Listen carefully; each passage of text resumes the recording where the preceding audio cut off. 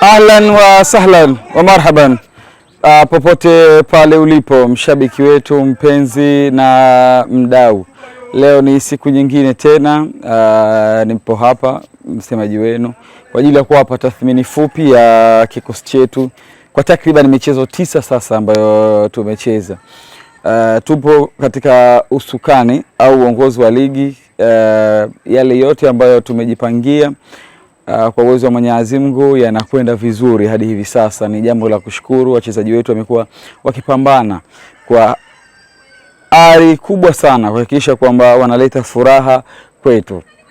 Katika hii michezo 9 tumefanikiwa kukusanya alama 22. Kwa hiyo ni hesabu nzuri sana. Tumepoteza mchezo mmoja, tumesare mmoja na iliyobakia yote tumeshinda. Siku ya kesho tutakwenda kucheza mchezo wetu wa 10 dhidi ya Fufuni Football Club kutokea pale Kisiwani Pemba. Maandalizi mpaka sasa yako vizuri, naweza kusema au yamekamilika kwa asilimia kubwa sana.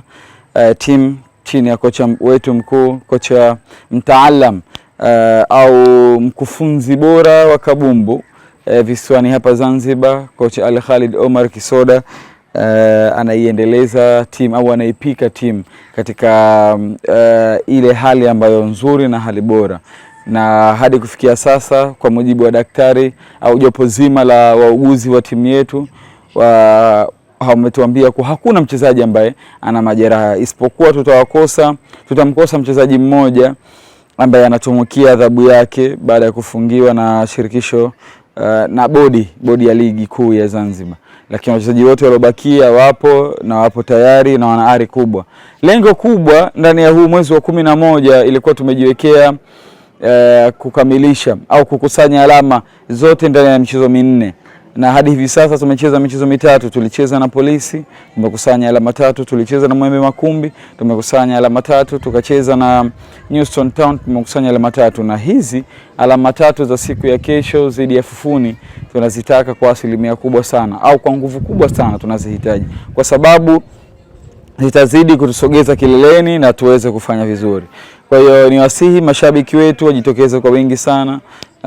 Baada ya mchezo huu wa Fufuni mwezi wa Disemba tuna ratiba very difficult, ratiba ngumu sana, lakini tunaamini kwa ubora wachezaji wetu ambao tuko nao tutakwenda kufanya vizuri. Kwa hiyo niwasihi mashabiki wetu wapenzi, wadau, kesho wajitokeze uwanjani kwa wingi sana. Najua ni siku ya kazi, lakini watapata fursa hiyo kuja kutazama burudani yao.